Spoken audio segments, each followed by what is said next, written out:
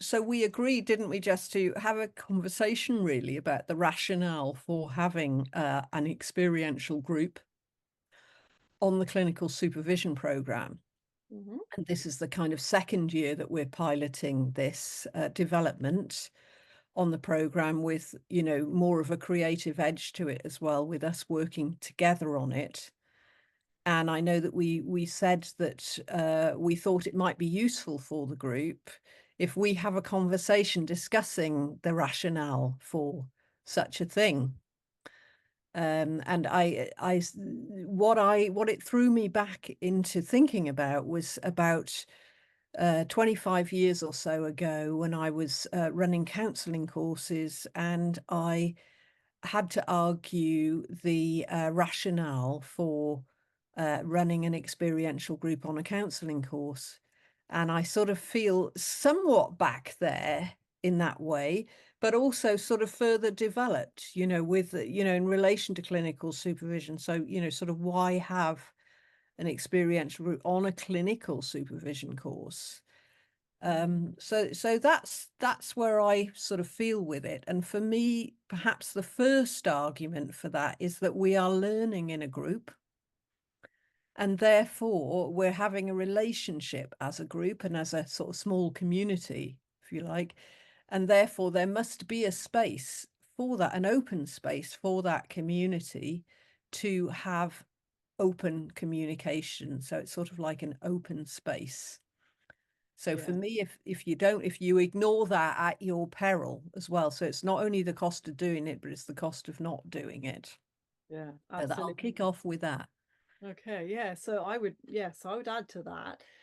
It's what I think Yalom calls the here and now. Always pay attention to what's going on in the here and now. So it's almost like there's a parallel process going on in that we have whatever it is we're talking about, discussing whatever is ostensibly consciously going on in the group, Mm. but there's also everything else that's going on in the dynamics of the group, and that's the here and now, what's happening here between us, and that will happen in the same way in a supervision session. Um, so Yeah. it's really, I think it's really important to be always aware of that there are these two things happening at the same time, and Yeah. and the Go space on. of the experiential group is such a good place to start paying attention to that. And I like you bringing Yalom in there, because Yalom has a sort of, his sort of humanistic, existential Yalom, that's what he called, but also quite psychodynamic in that sense. And of course, the models of the course are kind of quite person-centered and psychodynamic. And when you talk about that going on, that sort of brings up for me the what Bayern would call the task and the process, so you've got that sort of the task focused work group, a bit like people might think of their team that they work in. So you've got the overt task, which for us is, learning about supervision. And then you've got the covert sort of process going on. So, which is the whole unconscious sort of process where the task might get a bit sabotaged, because there's all sorts of what they call the assumptions group going on, which is all about the different relationships in the group really, and what's happening. We can go into more detail actually on the course, but just to say that there's a lot happening underneath that overt. Absolutely. Yeah. And so if I think of myself sitting in a group situation, I will be attending, whether this is a meeting or a supervision Mm, session, maybe less so the supervision, but there will be all sorts of things going. There'll be the obvious job that we're there to do.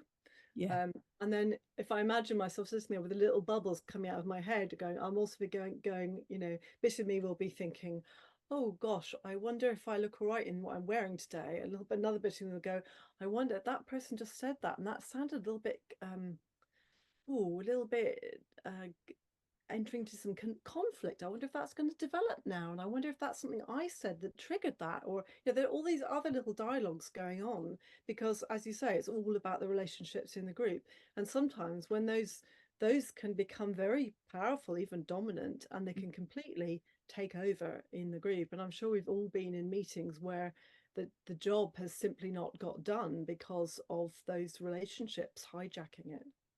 Yeah, exactly. No, I think that that's a lovely example actually of the bubbles and, what goes on in team meetings and, oh, the manager just said something to me then, should I take offense? What's going on?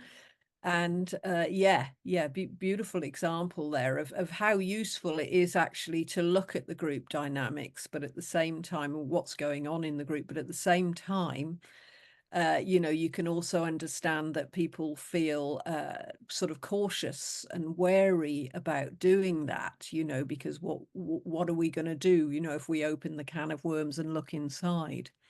Yeah, absolutely. So yeah, and I wonder whether that's I'm thinking now about leadership. I think Mm, we can, come back yeah, to that, yeah, but go for it. that for me that really brings up leadership because, as we all know, in a meeting where you have a good leader, the meeting functions and runs efficiently. Where you don't, where there is conflict between leader and the group, or where there is a leader who is not handling the group dynamics very well, things can really go awry. And I think there's a in the setting of the group experiential, and I'll go back to my experience from training. Mm, We had a group of 8 of us for 3 years. Our experiential group went on, but we had a member of staff was the group leader, and I know at the beginning we felt very much led by her. We were the children. She was the parent. Um, we looked to her for approval. We looked to her to find out what's going on. What are we meant to be doing here? And over time, that changed, and we became much more of a peer group. We had more confidence, we respected ourselves, and she drew back as a leader. So she then became much more of an enabler, and she enabled us all to step forward and take different roles and to um, own our place in the group, which we found really difficult at the beginning. We needed that leadership. So I think it's a very interesting, I think the role of leader is a really interesting one in relation to groups.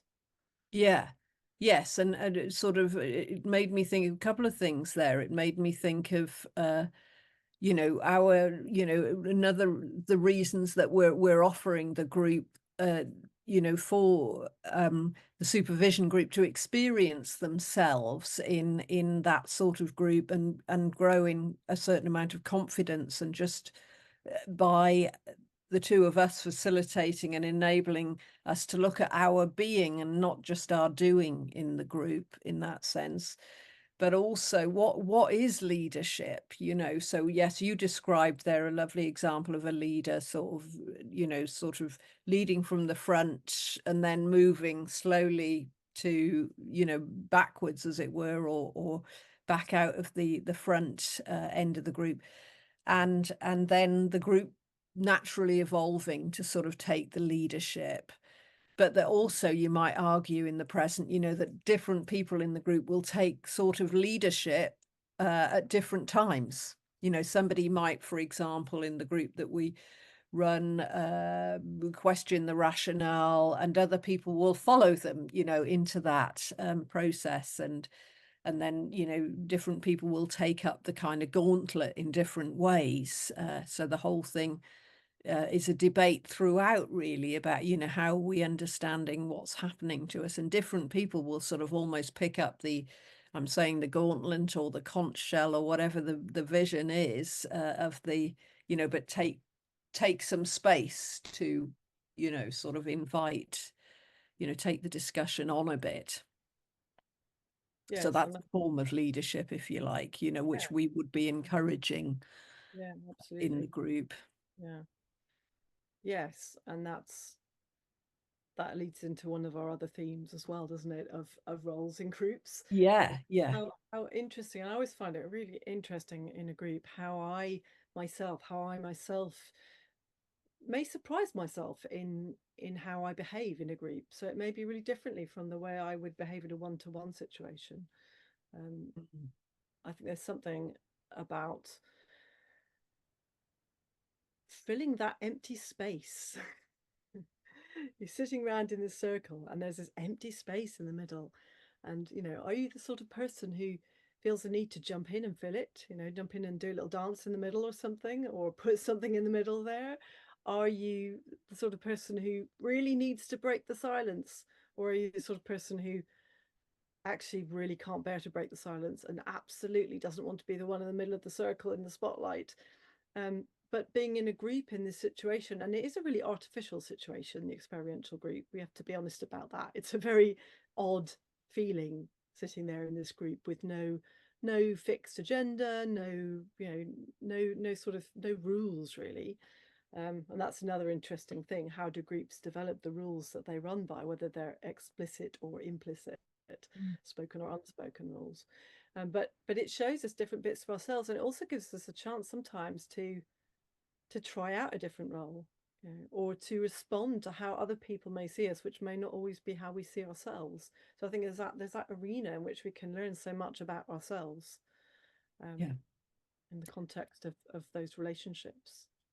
Yes, you made me think then of the value of feedback in groups, that there may be ways in which I sort of behave in the group that until somebody else tells me that, oh, they were looking to me for that, or they, or they found me a bit annoying, or something else, when I thought I had a different view of what I was doing, where sometimes I might have perceived myself as quieter than I actually was, or other times when I may have perceived myself in a debate-like position, but somebody took it as being quite aggressive, or sometimes people didn't take it as. I remember one time getting feedback in a group where somebody said to me I was very measured. I thought, measured? I'm like totally out there. I didn't see myself as measured at all, but everyone kind of nodded, and so I found that really interesting, that isn't how I perceive myself, but I quite like that piece of Yeah, so there's feedback. a lot of learning in that sense, and that also makes me think about the psychodynamic element, in that the way somebody else in the group may perceive you may have much more to do with their own stuff than with how you actually are. So Mm, I think that's a very interesting thing, particularly in the early stages of a group, when you can very easily and very often, particularly in the context of a training group, such as this, that the leader will be in the role of parent or boss or some figure in authority, which then puts everybody else in the group in the role of the children or the employees, or in some inferior role.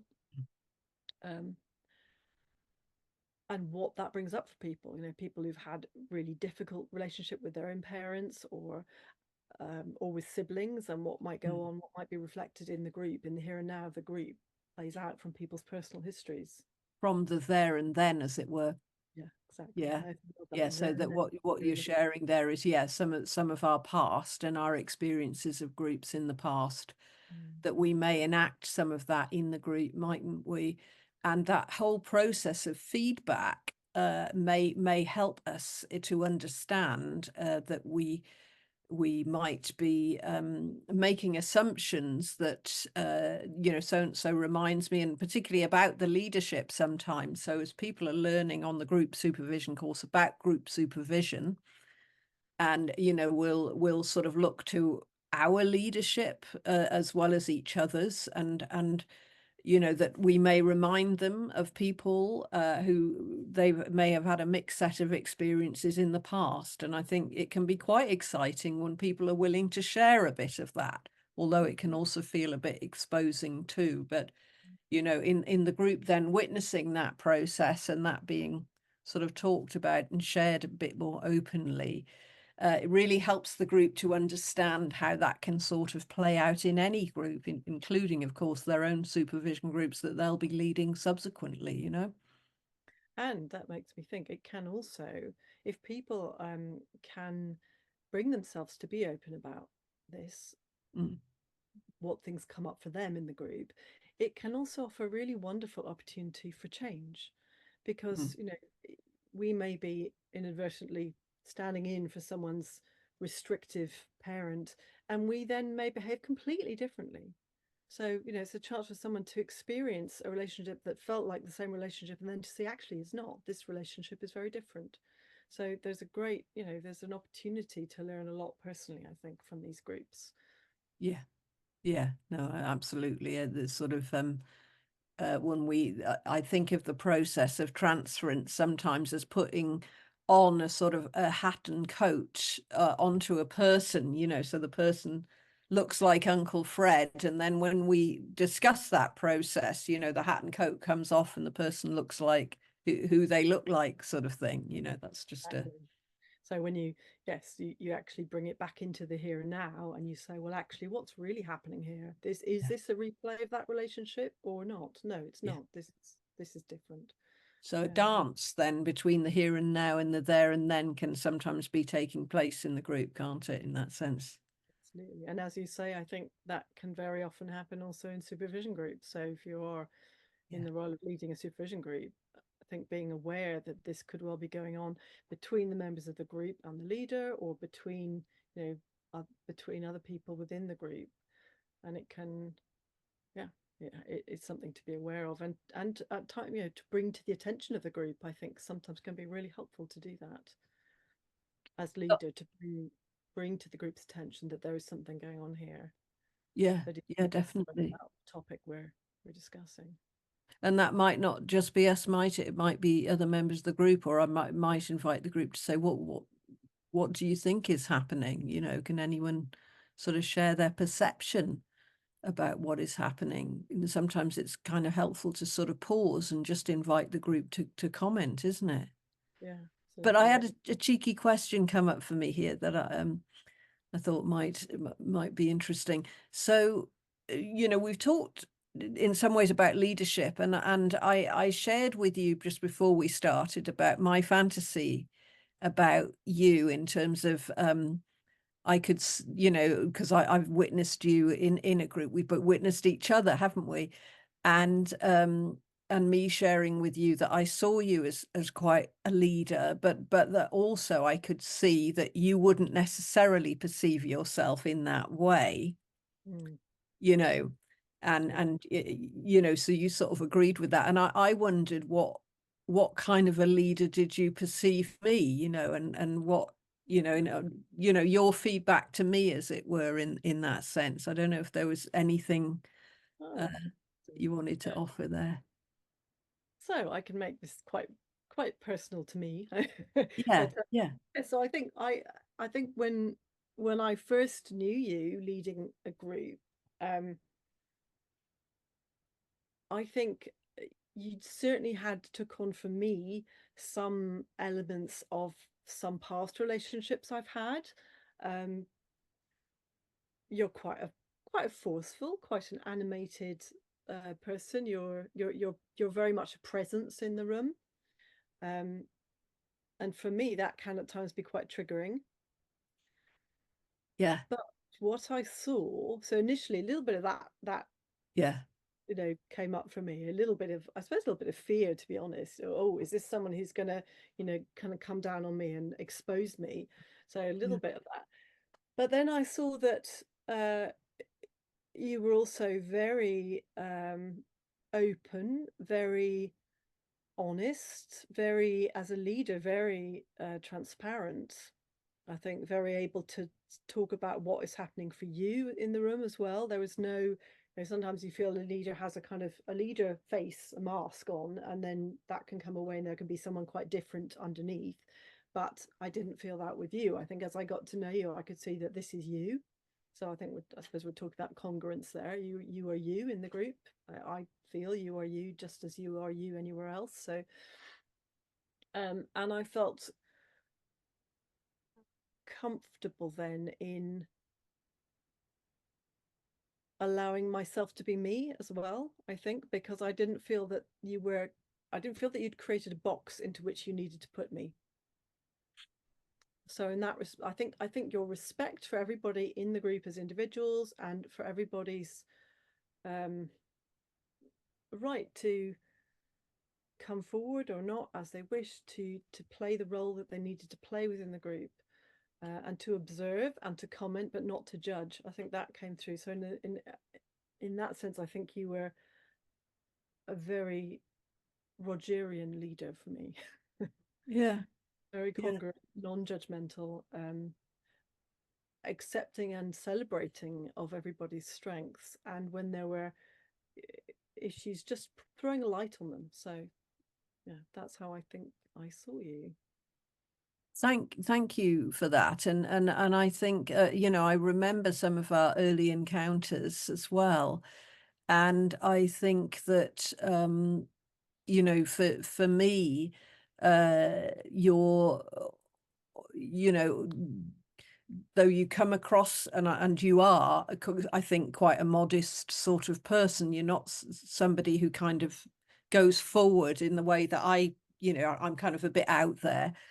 Um, but the comments that come out of you are very wise, and there were several times in the group where I'd felt challenged appropriately, by yourself in terms of the verbal and the non-verbal, and what in some ways my expectation of the group was quite conversational, which Yeah, then doesn't allow for, so it's quite classic in a certain way, people who communicate through other means, or take longer to communicate or something, would communicate and come into their own if we use slightly different methods.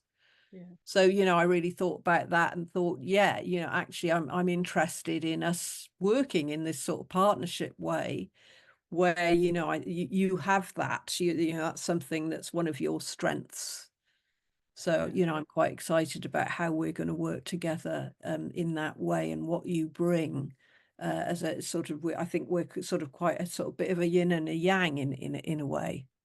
I think so. Yes, and yes, I enjoy that. I think you are a very verbal person. I would Yeah. say you're very verbal, Yeah. um, and I can be verbal too. I think I can be quite articulate, Oh, but definitely. as trained as an art therapist, so I'm very comfortable in using a different medium for expression without words. Although a lot of talking comes into art therapy too, but it doesn't have to. So yes, I think there are so many ways of expressing oneself. Um, Yeah. the verbal is just, was it 7% of our communication of the And world? aren't you also a musician, and I and you're also doing movement as well, sort of in the other sort of work that we've shared. So in fact, there's quite a lot of strings yeah. to our bow, I'm thinking. Yes, I suppose I'm very interested in all the creative arts, and have at times in my life um, engaged quite seriously in all of them, I think. Yeah. So yeah, so I think although I love words, and I also I've written in the past too, so I love words, Mm, but I think mm. there are so many other ways of communicating, and I think it's it's really helpful not to ignore those ways, and also to give the space to people for whom words you know, may not be entirely comfortable, or maybe a bit threatening even, Yeah. open Yes. to misinterpreted, easily misinterpreted. Yeah. Yeah. And we can miss out, I think, because I mean, in the times when I've done creative work with groups, and I get to see some of the work that people do, it I always find it extremely rich and rewarding. And often, not always, but often, people who aren't terribly verbal in the group have a beautiful way of expressing themselves in another way, and you really get to sort of see that and appreciate that, and I really like that, additional dimension to the group. Yeah. And I think using creative methods can be so valuable, because it can bring things up from our unconscious and bring them into our awareness in a way that talking, or the thinking processes won't necessarily do. Mm, It could be a shortcut to that. Certainly it can be a shortcut to the unconscious, and when you look at what you've made, and you then think about it, you see something there, oh my goodness, I didn't realize I was feeling like that. mm. That's what happens in therapy all the time, but I think it's also really helpful to bring it into supervision. And with my supervisees now, I do use creative methods, and it's usually really helpful for them. They appreciate that. So Yeah. Yeah, it's no, certainly. So what would we both see as the potential cons as it were, of offering, this kind of short-term 9-session experiential group on our, I think we've got about just over 20 weeks of actual teaching, of which 9, work into the, but it's 3 groups of 3. Yeah. So what do we see as the con side of doing this? Hmm. So I'm so much in favor of this. So I find it really hard to think of the cons. Right, right. I think it's a hugely valuable thing to do. I suppose people starting out may feel a certain amount of discomfort, sitting around in this circle silently with no instructions as to what we're doing. That's a little bit, yeah, can be uncomfortable. And particularly at the beginning, when you're in a group you don't know yet very well, I think you can all see that the mood of the group, the level of comfort changes enormously from the beginning to the end. But at the beginning, those first sessions, uh, when people really aren't too clear about what we're meant to be doing here, can be difficult for people. Yeah, it can be Yeah, quite exposing, I suppose. It can be exposing in a way that, until a level of trust, safety is built in the group, can be difficult at the beginning. So I think that's where the facilitator and the leader needs to be watching very carefully to make sure that everybody does feel safe. yeah, yeah. Yeah, and I think also what we were talking about before we opened this, about the length of time. Both of us have been in long-term groups, haven't we, of various kinds, and so 9 sessions, is sort of, there's always like, well, what can we do in 9 sessions? Yeah, we both feel that we can do something, and it'll be up to the natural energy of the group, and what we can sort of facilitate within that. Every group is different, so it'll be up to the group as well to sort of unpack and drive it forward. So yeah, I think the con for me is it is a short amount of time. It would be nice to always be nice to have longer, but yet I think we have a lot to bring, and just like supervision, really, it won't go on forever. So what can we do in the time that we have together? Sometimes we don't always know that as, say, supervision group leaders, even of how much time we'll get together. Things like COVID come along and suddenly stop everything. There's times when we can be quite deliberate about it, but also times, especially in the NHS, where things get interrupted, people get hauled out, and we lose people for various reasons. So yeah, just Yeah. So sort of, yeah. So there's the risk that we'll do these 9 sessions and people at the end will say, well, okay, but didn't really get much from that. What was that about?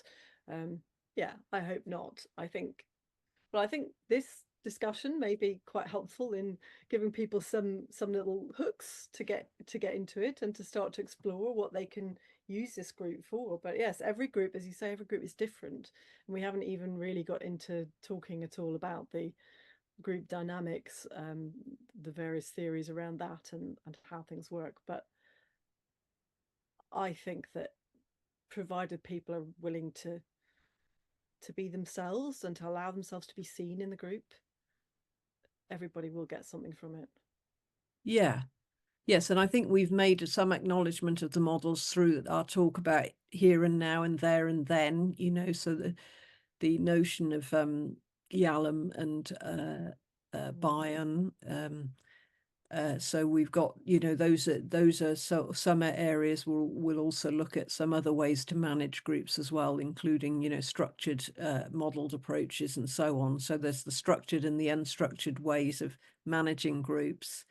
And I guess what my ideal for people would be to come out feeling a bit more comfortable inside a group dynamic and noticing what's going on the surface of both levels, even if they may not yet be ready to do much with it, but they're there and they can sit with it and tolerate it and observe it. And then if they want to, they can take forward their learning with groups in a range of trainings and so on. Yes, So and for people who, I know there are, there are plenty of people who really feel quite uncomfortable in a group. And I'm sure that will emerge for those people who don't like being in a group. But it is an opportunity to perhaps find some more comfort in that role, to learn that actually I can be in a group, Yeah.